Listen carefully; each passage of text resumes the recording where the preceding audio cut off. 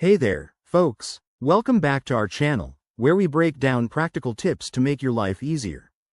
Today, we're tackling how to send cash to Canada in 2025. Whether you're sending money to family, friends, or for business purposes, I'll walk you through the process step by step, including the latest updates for 2025. Let's dive right in. First off, sending cash internationally has evolved a lot, especially with new regulations and digital options in 2025. The key is to choose a reliable method that fits your needs, like bank transfers, money transfer apps, or services such as Western Union or Wise. Start by verifying the recipient's details in Canada. Think full name, address, and bank account information to avoid any delays or issues.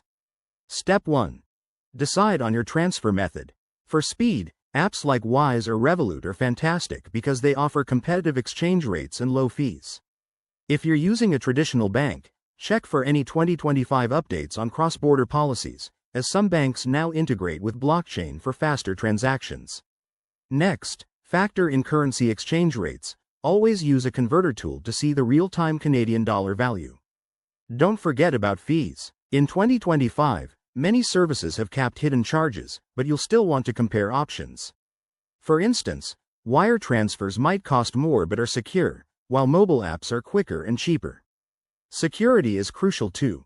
Use two-factor authentication and only deal with reputable providers to protect against scams. Once you're ready, initiate the transfer through your chosen platform. It could take minutes for digital methods or a few days for banks. Finally, confirm the receipt with the recipient and keep all records for your files. There you have it. That's how to send cash to Canada in 2025, safely and efficiently. If you follow these steps, you'll avoid common pitfalls and save time and money. Thanks for watching. If this helped, hit that like button, subscribe for more tips, and drop a comment below if you have questions. See you next time.